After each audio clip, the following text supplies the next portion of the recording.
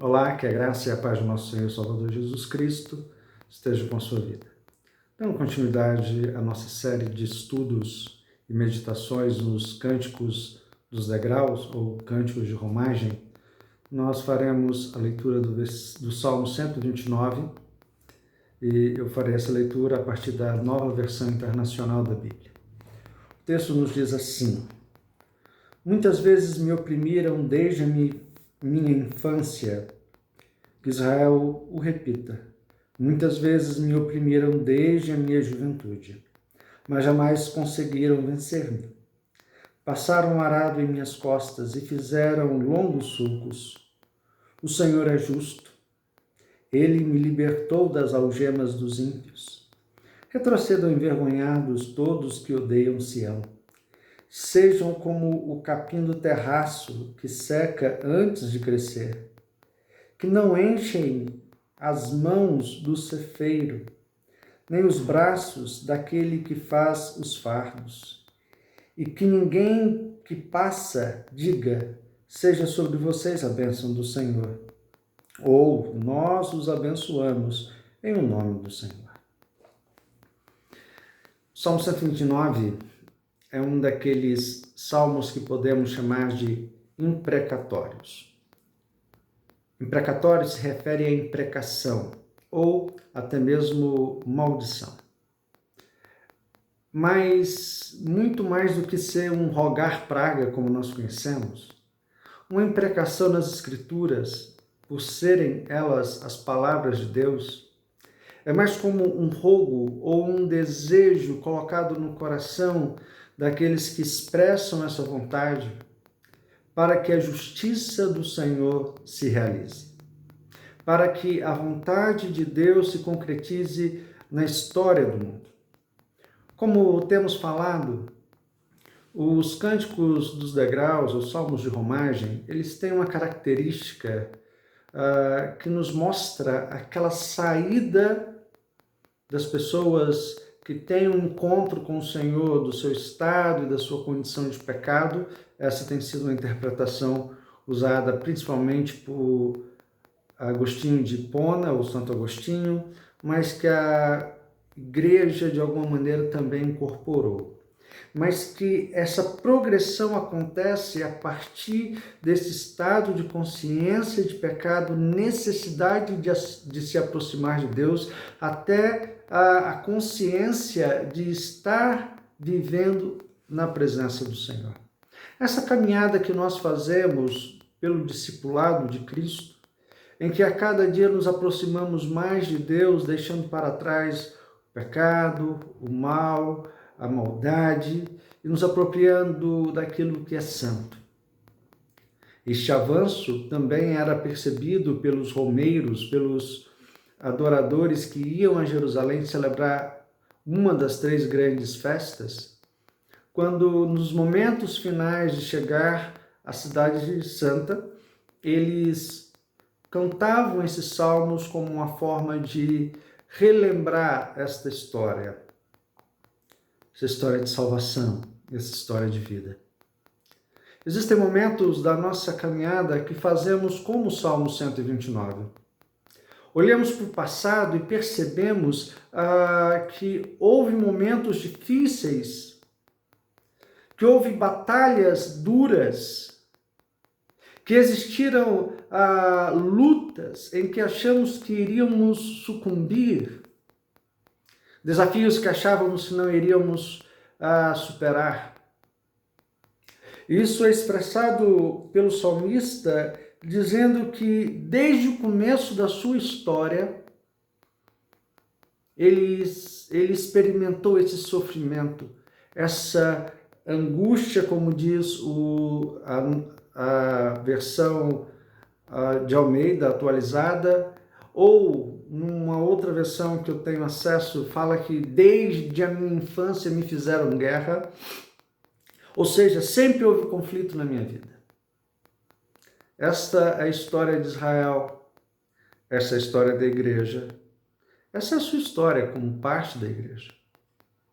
Desde o começo, enfrentamos um conflito com o mal, com o pecado, com o inimigo de nossas almas.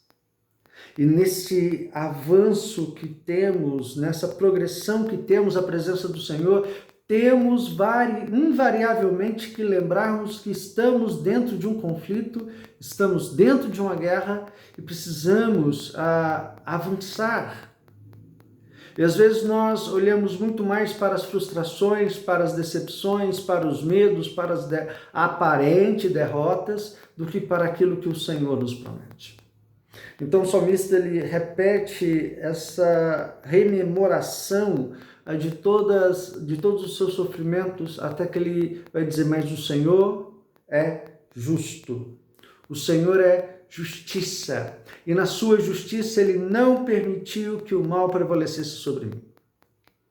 E na sua justiça ele não permitiu que o pecado me destruísse, ele não permitiu que os meus inimigos me levassem à condenação ou me restaurassem aquele lugar de onde eu quis sair. De onde o Senhor me chamou e tem me conduzido até a sua presença. Essa é a primeira parte do Salmo. Nós somos chamados a glorificar a Deus, porque na história da nossa vida até aqui, nós não sucumbimos, porque o Senhor estava ao nosso lado.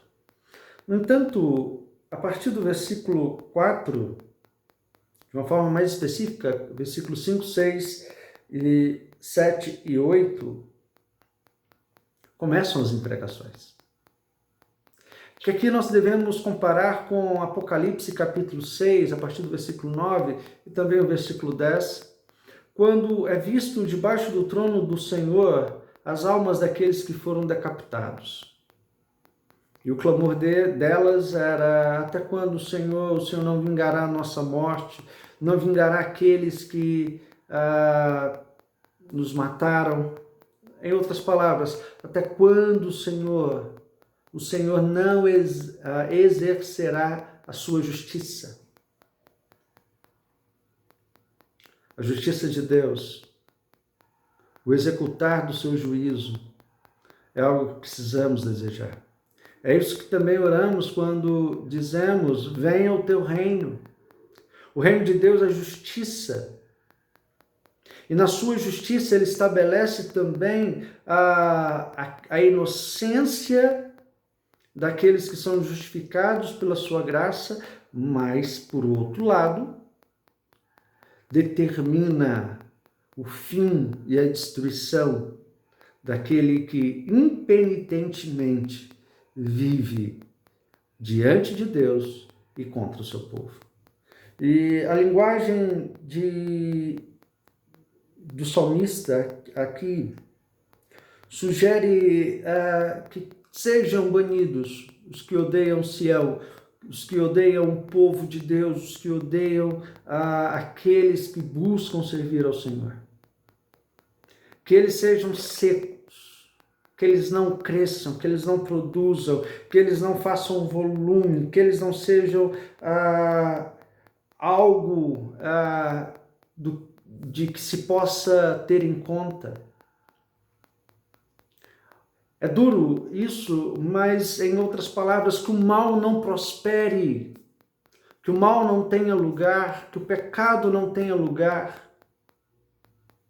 Por um outro lado, ainda diz o versículo 8, que ninguém abençoe os inimigos do povo de Deus, que também são inimigos de Deus. O pecado faz separação entre nós e o nosso Deus.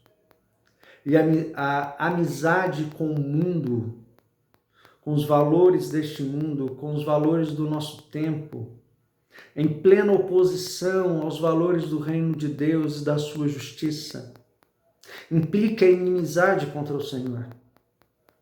Vivemos num tempo em que pessoas querem açucarar o Evangelho, tirando dele esse caráter de justiça. No entanto, ele continua prevalecendo. Não haja quem abençoe aqueles que se opõem contra Deus, porque Deus não os abençoará. É isso que esse salmo está dizendo. Nesse sentido, meus irmãos, nós temos aqui uma situação séria. Qual tem sido, de fato, a nossa experiência no seguimento de Jesus, na vida de discipulado?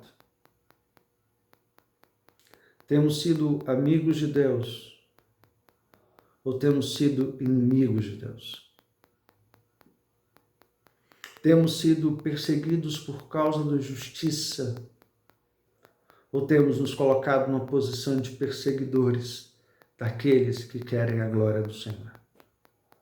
Devemos pensar nisso e buscarmos viver uma vida conforme a vontade do Senhor, mesmo olhando para o passado, olhando com esperança para o futuro, porque já sabemos o fim da história.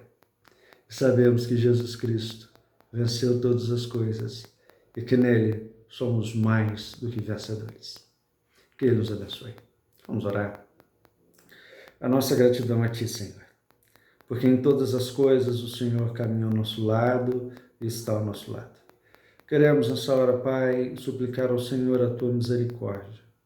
Sabemos, Deus, que vivemos dias difíceis, tempos complicados, tempestades que nos assustam. No entanto, Pai, pedimos ao Senhor que nos traga calma e a Tua paz. Pedimos também, Deus, que o Senhor venha trazer-nos tempos de refrigério. Mas também, Pai, pedimos ao Senhor, executa a Tua justiça na terra, para que o mal seja extirpado, Deus do mundo, e apenas a Tua glória encha a terra como as águas cobrem o mar. Eu quero te rogar, Deus, nessa hora, por todos aqueles que ouvem esse vídeo, assistem esse vídeo, que o Senhor possa, Deus, trazer a Tua paz, a Tua presença à vida de cada um, seja nesse dia ou quando quer que esse vídeo for assistido. Que a Tua presença, Deus, seja real na vida de todos aqueles que Te buscam e temem o Teu nome. Nós te glorificamos, Pai, e Te exaltamos. Em nome de Jesus. Amém. Que Deus te abençoe, que Deus te conceda graça hoje e para todos sempre. Um grande abraço e até a próxima.